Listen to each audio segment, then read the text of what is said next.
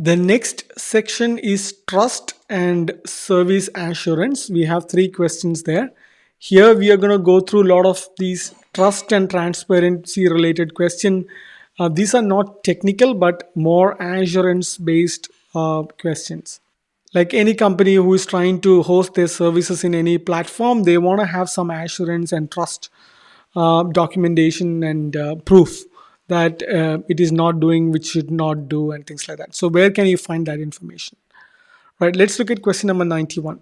So how does Microsoft 365 ensures trust and transparency for its customers regarding data protection and privacy? So these things, I don't know whether you know by heart, but let me help you answer that question. First and foremost, you need to know about these points. There is something called Trust Center. So wherein you can click on this link now. And when you click on the link, it takes you to the Trust Center where you have an ability to go through the security or privacy or compliance detail, where you can download a lot of these report for a particular app. You can see that for Power BI, there are a lot of information and all services. It can be Microsoft 365, Dynamics, Azure, Teams, or any product. And you can find this privacy related, security related, compliance related information. And it tells you where the data is stored, how the data is handled, and things like that. And you can use the combination of all of these points I mentioned here to answer the question. First and foremost, you tell that, hey, there is a public portal available that provides details on how Microsoft secures customer data, which include in-depth details on all the data handling and things like that. Second is you can tell Microsoft have these compliance with these global standards. We don't just create these services and let users ask them to use it. We go through a process where we go through a third party auditing to get approval and compliance certification from third party to make sure that this is compliant. And these certifications or standard include ISO 27001, GDPR, HIPPA for healthcare, and FedRAMP and things like that.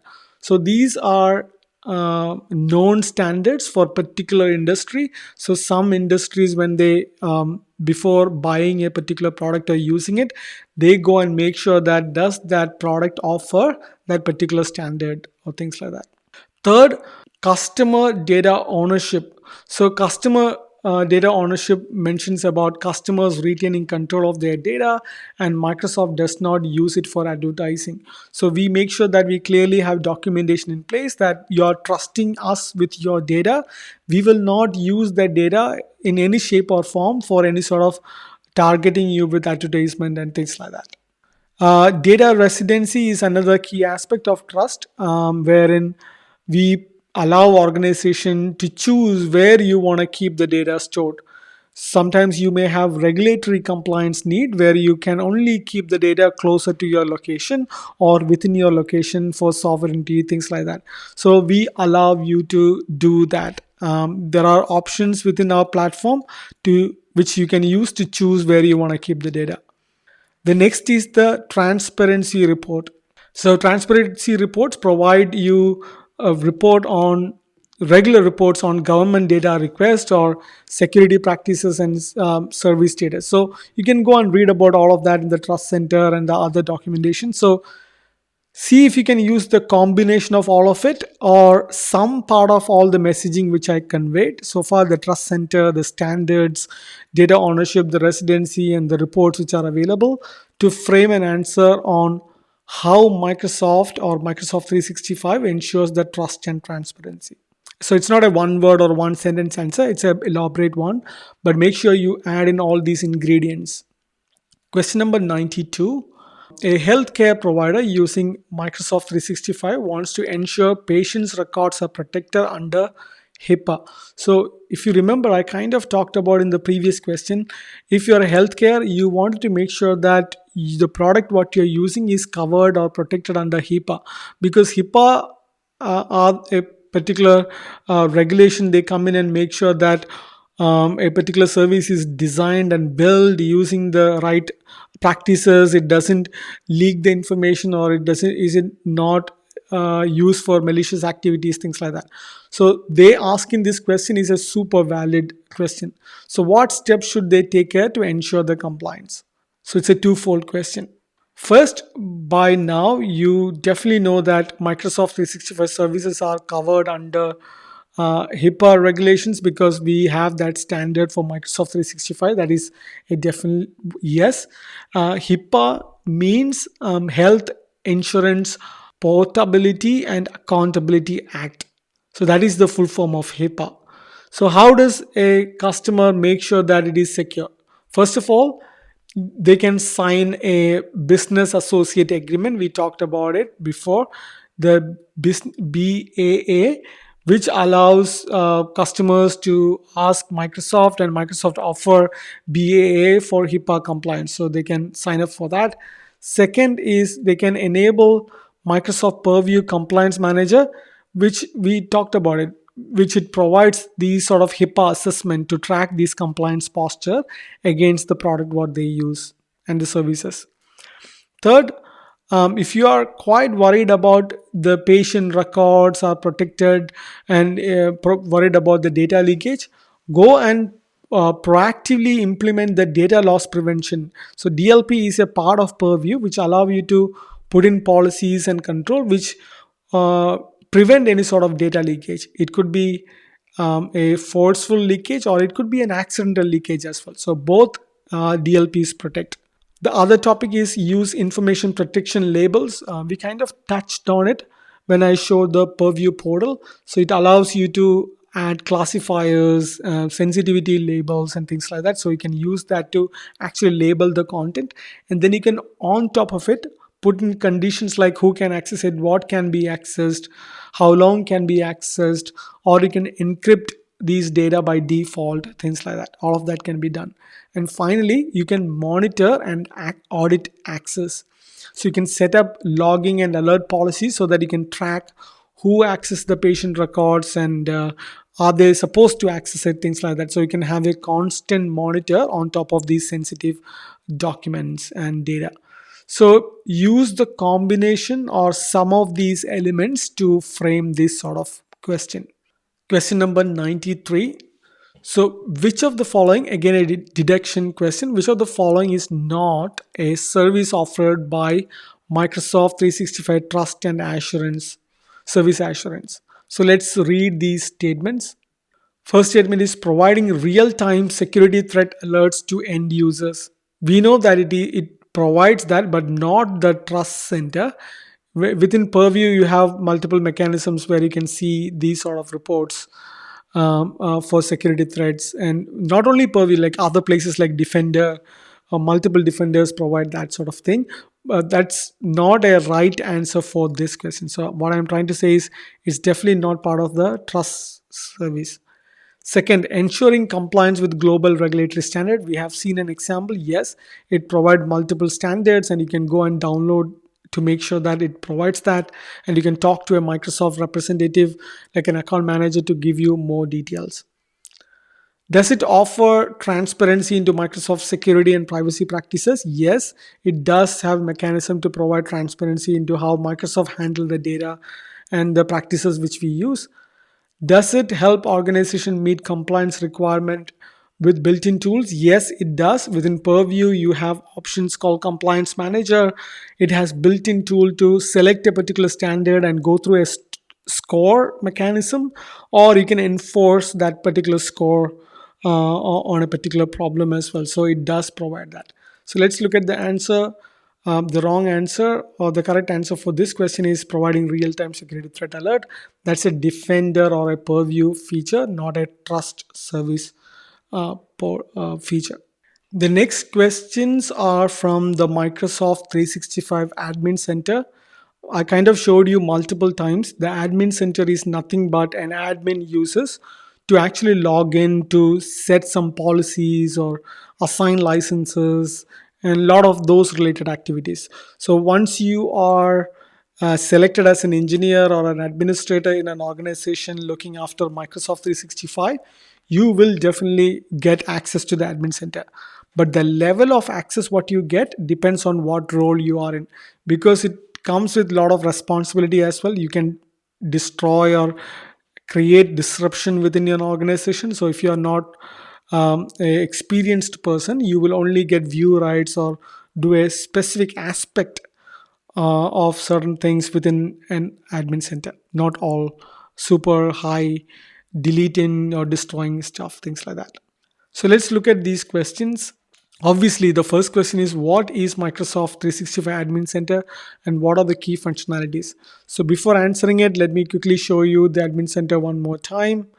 So we go into the demo lab. Let me go through the admin portal. So you can go into admin.microsoft.com. That takes you to the admin center. You have a lot of things and functionality here you can do. Let me minimize it a little bit so you can see a lot of content. Right, so if I expand this left-hand navigation pane, so if you go under home, you can see that this is kind of a dashboard view on an admin center on a high level, what's happening in your organization. Then you have things on the left-hand side like Copilot. Users is where you will come and spend a lot of time looking at the active user, deleting user, managing the guest users. Then you have similarly things for group, because an organization need to create a lot of groups for various purposes, either for access management or for license provisioning and things like that. Then we have role assignment. We talked about like role based access control, RBAC. This allows you to define, hey, who goes in where. If you are an IT person which only deals with AI, you will probably get an AI administrator role, because that allows you to manage Copilot and other related activities, but not anything else like subscription management, license assignment, things like that.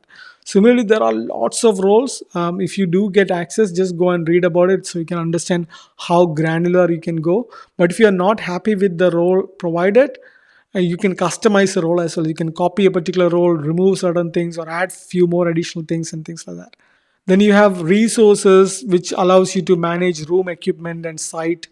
Then you have marketplace solutions, which can download or approve marketplace solution within your Office 365, integrate other tools into your 365. Billing and subscription management allow you to manage your product and licenses and payment mechanism within your 365.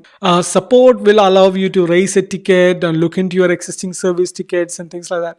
So there are quite a lot of activity you can do. I don't think it's like a one person job, but you can log into these admin center to do a lot of activities, which is a constant maintenance and management for a particular organization. So that's a quick high level overview on that. Let me populate the answer. All right, so the question is, first of all, what is admin center and what can it do? So how do you answer the first part of it? What is admin center? So you can explain it like this. Admin center is a web-based portal. I kind of showed you what an admin center is, and it's a SaaS based product which you can log in and do manage a lot of things. And that is what allows IT administrators to manage Microsoft 365 services. And what are these services? It could be user management, it could be security settings, or it could be compliance policies, things like that. So you can do a lot of activities. What are the key functionalities? How do you address those key functionalities? You can pick one or two of these, and you don't have to necessarily tell all of this. You can tell that, hey, you can use the user and group management to add or remove or manage user within your organization, and you can specify what permissions they have and things like that. Second, you can talk about the subscription and license management. So the subscription and license management allows the administrators to assign a particular subscription to your whole tenant. That is, like if you want to buy a Power BI, you can first of all add Power BI into your tenant, or you can add things like Copilot Studio in your tenant. So those are the subscriptions you can add. Second thing is license management. So when you purchase these products or the suite of product, it allows you to add components like Copilot to a specific user, and that allows that particular user to either use it or not use it. All of that can be controlled under the subscription and license management. The third component or feature is the security and compliance control. This allows you to define these security related features like conditional access or multi-factor authentication, so that enforces a particular user to go through multiple verification process before accessing a particular service. So all of this can be controlled or assigned to a user in your Microsoft Admin Center. Another feature you could highlight here is the service health monitoring. We do have a lot of inbuilt monitoring tools available, which allows you to either look into the service status or planned maintenance. If you remember, in the beginning of this exercise, we talked about the service health, which allows you to look into Microsoft service health, status of the service health, things like what is my service running or uptime and things like that, or is there any planned maintenance happening for Microsoft, or it allows you to create your own service desk ticket, things like that. So all of this can be done in the admin center. Finally, the report and rich insights. So you can create dashboard, or you can get these usage report for your email or Teams or SharePoint and other apps. All of this can be done within this admin center. So make sure, first of all, you highlight the fact that the Microsoft 365 Admin Center is a web-based portal, because it's a SaaS-based application or SaaS portal. Like Netflix, you can log into this service and you can access it. That's first thing. Second point is, you can use the combination of these points or the features which I talked about. You don't have to necessarily use all the points, but you can use some of the points what I mentioned here, like either user or group management, subscription or license management, or you can get richer insight with the deeper integration to the report and things like that. So use the combination of all of these features to answer this particular question. Let's look at question number 95. Here is a company IT administrator want to delegate some of the administrative tasks to a specific user without giving them full admin access. How can this be done in Admin Center? So if you remember, I kind of talked about the answer to this question multiple times throughout this series. The right answer is role-based access control, or RBAC. So RBAC is a functionality. If you remember, I just showed you what RBAC looks like. So let me quickly show you one more time. If you have ignored that, you can go to your admin portal, and on the admin portal on the left hand side, you can see this role and role assignment, and these are different roles you can find within your organization. You can see, for example, there is a compliance administrator. If I click on it, it tells you what it is. It tells you that who can be assigned to this role in your organization. If anybody who is going to be a compliance administrator, and they are going to help your organization with e-discovery and these things like that, then you would assign this role to that particular user. And when you assign it, you can see who it is assigned to, what are the permissions they can do. So you can see that with this, they can manage all of this and they can read all of this.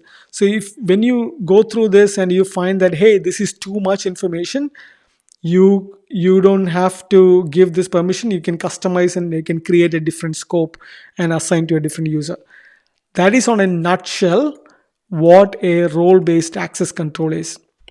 So with that role-based access control, you can assign these access to a user, role-based access control, which allow them, instead of granting a full admin rights, it specify what type of roles you can assign. It could be an exchange administrator, Teams administrator, or billing administrator, etc. The next is Azure AD privileged identity management. I can't show you that. That's like a P2 feature. That's like a quite advanced feature, which allows admin to define just-in-time role activation for security and sensitive tasks. So if you want to promote somebody with higher privileged access, rather than giving them that control or privileged indefinitely, you can give them just-in-time access for a specific amount of time. So that can be done using the PIM, or privileged identity management. The third is you can create custom roles. So I showed you the RBAC role with a defined set of control. The second set of control is custom roles. These custom roles, you can define what entity or at what level the user can manage certain things, or what level they can read certain things. And finally, once you give this control, that doesn't stop there. As a security expert in your organization, you can use tools like monitoring tools to actually go through the auditing trial to look at who used what tool to monitor what are the activities they have used. Let's suppose if you want to find out what a licensing administrator have done, you can see that when they have assigned the license, when they have deleted the license, when they have removed a user account, things like that. All of this is always tracked and monitored, so the right security administrator can come in and monitor these audit trials. So use the combination of all of these functionality to answer the question. First and foremost, the right answer is role-based access control. But if you want to flex your knowledge, you can talk about the privileged identity as well. That's like a kind of like an advanced feature or a functionality which provide just in time or just enough access for a time period. Let's look at question number 96. Which of the following is not a feature? We are doing a detection here of Microsoft Admin Center. So let's go through this one by one. First is, does it manage user licenses and subscription? 100%. We talked about it. I showed you how we can assign a license to a user, how we can attach a subscription, things like that. So yes, you can do that. Second statement is creating custom workflows to automate business process. This is possible not in the admin center, but if you remember when we gone through the power platform section, I talked about there is a tool or a feature or a option within Power Platform called Power Automate, which exactly can do this sort of workflow management, not within the admin center. Next statement is monitoring Microsoft 365 service health and incident. Yes. I don't know which question in the beginning of this exercise, in the beginning of this video, I talked about a place where you can go to view the service health. So service health allows you to monitor the Microsoft service health. Is it running, or is it there any planned maintenance happening, things like that. So you can see that in the admin center. The last statement is enforcing security policies such as MFA. Yes, 100% you can use MFA or conditional access to enforce additional security within your tenant. So the wrong answer or the right answer for this question is creating custom workflow. That is a Power Automate feature or function. All right, so we have come to the last section. We have 4 more questions to reach 100 because I just want to nicely round up. I can go on, or I could have done like 10 questions or 15 questions, but my mind was not satisfied with giving you just 10 or 15 questions, because once you go through 100 questions, you learn a lot, and I was able to cover a lot of topic. I'm not saying that all the questions are gonna come from these 100 questions, but definitely when you go through these 100 questions, you will learn quite a lot. So you will be able to handle different questions coming from different angle as well. So that was the objective of me keeping it to 100, because if I provide less, I'm not satisfied. If I go more, then I can spend eternity going through multiple questions. It's a waste of time for you and me. Right, let's go through the last set of 4 questions. Question number 97. What is Microsoft Defender for Endpoint, and how does it help organization protect the devices? So these are security related questions, so we can go through a few more. So I want to help you land a few more security questions, because I thought like there was not enough security components attached to this module or this video, so I added few more extra questions towards the end. So I was debating what should I add, then I came to the conclusion that let's add some security questions. Right, so what is Microsoft Defender for Endpoint? How do you answer that?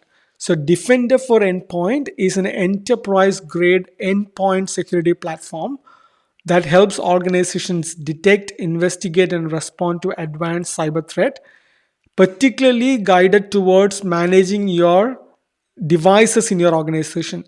These devices could be any of your Windows 10 or Windows 11 devices, could be your mobile devices, all sort of that endpoint related security threat or cyber threats. So that's how you answer that. What is Defender for Endpoint? And what are the features of it? These are one by one. First one is threat protection. So Defender for Endpoint provide these threat protection module which can be used to detect any sort of malware or ransomware or any sort of cyber threat in real time within your organization. That is quite handy to have. Second, it does provide endpoint detection and response. We call it as EDR, which provides deep visibility into the security incidents across endpoints. So not only a single point, so from a bird's eye point of view, you can get deep visibility into other incidents as well. Third feature you could highlight is automated investigation and remediation. So what is that? So Microsoft uses these AI tools or AI algorithms in the backend, which can provide you this automation to contain or neutralize this threat as and when it happens. So you can use for investigation or you can use that for remediation as well. Fourth feature or functionality is attack surface reduction or ASR. You can use that to minimize the exposure to the attack by enforcing security policies. So if you do end up finding a particular incident within your organization, you can reduce the blast radius by putting right policies in place so that it is not scaling or penetrating into other areas. Finally, the last point you could use is you can integrate this with other services as well. So you can integrate the Defender for Endpoint alongside your Office 365 Defender or Defender for Identity or Defender for Cloud Apps, etc. Because, like I mentioned in the beginning, there are a lot of Defender products or solution part of that portfolio, and each one addresses different aspect of it. So endpoint look after endpoint related thing, the Defender for Office 365 look after email protection, the cloud apps look after all sort of SaaS based or generative AI component like ChatGPT and other third party AI application, things like that. But when you stitch or integrate these things together, you get a holistic bird's eye view on your security posture within your organization. So try to use these sort of points to land or answer that question in a detailed format. At any point in time, if you want to have a further read, click on this additional link which I provided in the bottom, or use the document which can come hand in hand. So you can read all these points when you are preparing for the interviewers as well. You don't have to just listen to me. Question number 98. In this question, a company is experiencing frequent phishing attack where employees receive fake emails and they looks like from their executives. What Defender for Office 365 feature can they use to mitigate these threats? This is quite common and a lot of companies, including Microsoft, face this. So we use tools like Defender for Office 365. Oops, I kind of gave away the answer. So the first of all, the right answer to this question is Defender for Office 365.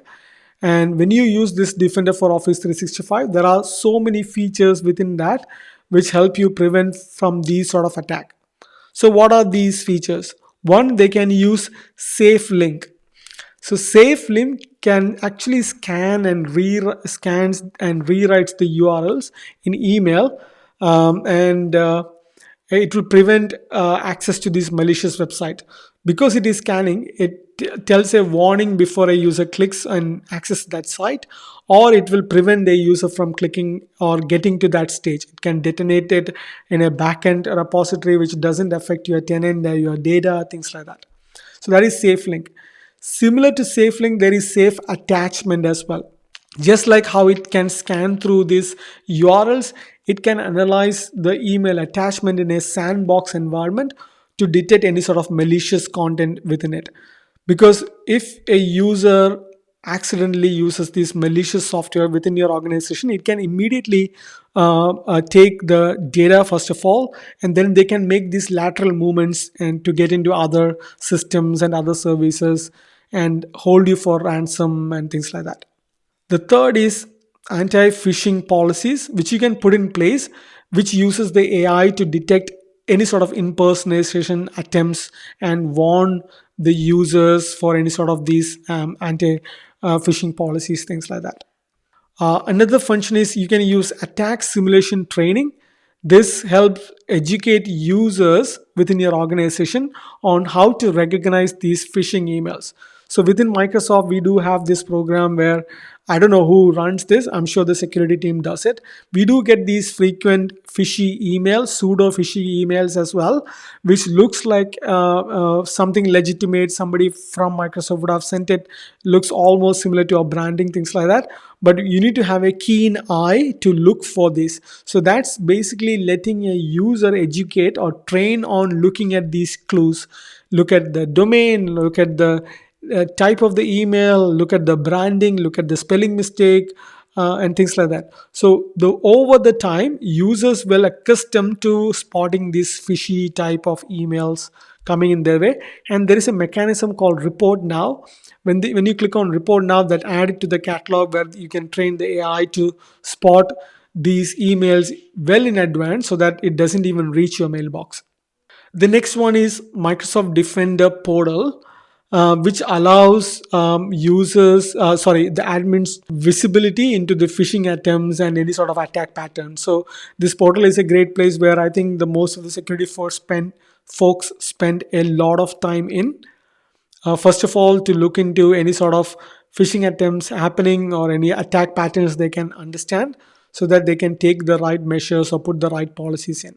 So the correct answer for this question is using the Defender for Office 365, and the features are these, and you can sprinkle these within your answer to answer the question. Let's look at question number 99.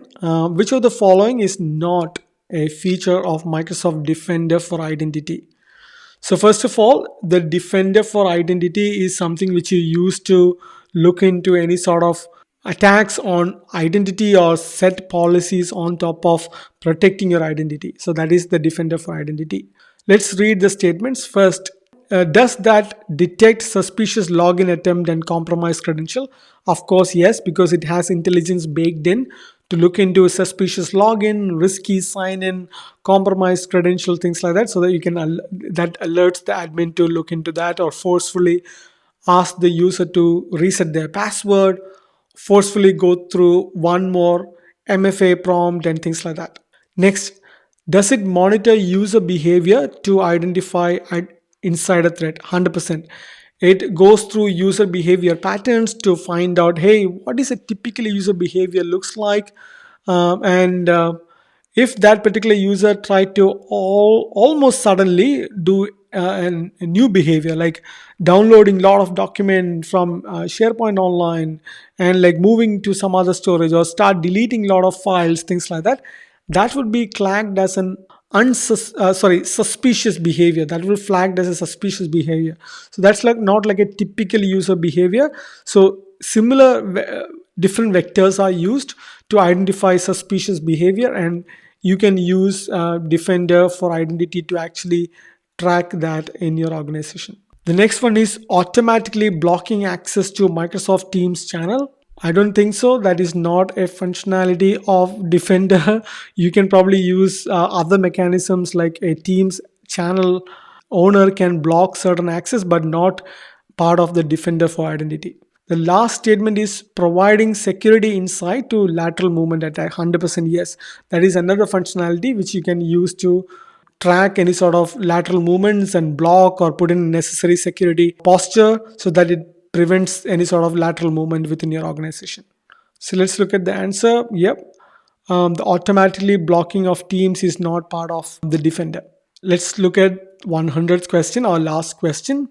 An organization wants to prevent attackers from using compromised credential to access Microsoft 365 services.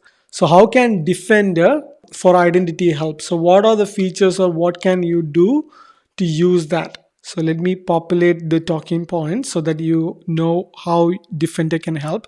First of all, Defender can help detect any sort of unusual sign-in behavior. So it is called risky sign-in feature. So let me see if I can quickly show you that. I was not planning to cover that at this point in time. So let's go to the admin portal. Here what I'm trying to do is go to other admin portal. I'm clicking show all. Here what I'm going to do is go to identity. That's like an Entra admin portal. So this is where you can look into any sort of, if you have Defender for Identity enabled in your tenant, then you can have additional report. But I just want to show you some sort of a protection you can use. You can see that there is conditional access, identity protection, things like that. And within that, you can see that there are options like sign-in risk policy or user risk policy, or there are reports available called risky user. So if there are any risk related activity or suspicious activity happening within your organization, you will be able to come in here and look at it, or you can create alerts for any sort of risky behavior so that you can pick and choose who you want to send it and things like that. So this is quite a good option you can configure to look into that sort of risky behavior. So let's populate the answer back one more time. So that's what I was talking about, like detecting any sort of unusual risky sign-in behavior. Next, it allows you to monitor any sort of lateral movement attempts. We kind of talked about it. It flags suspicious account activity that mimics an attacker moving across systems. Then it has integration into conditional access. You have already seen that just above the information protection, or just below it, we had an option to look into conditional access. Conditional access allows us to block or limit access if any risky behavior is detected within your organization or within an application. Then we have alerting. I just showed you there are options where you can put in controls or alerts, and you can define who within your organization should be getting these alerts for any sort of compromised accounts or unusual logins. So you can define or put in email address or webhooks to alert a particular tool, etc. The next is leveraging Azure AD identity protection. So this helps you automate any sort of risk-based authentication and enforcement, things like that. So use a combination of all of this, just like I've been telling, not exactly how I state these answers, just use the combination of these to answer these questions. So first and foremost, thank you for staying with me throughout this entire video. I don't know whether you've listened to the whole video or a part of the video. I hope whatever you listen to, whichever section you listen, provided some value in shape or form. I'll see if I can create other interview questions. I don't know at this moment. And if I do create, well and good. If not, I'll see if I can create some other content. So I'll see you on the next video. Until then, take care.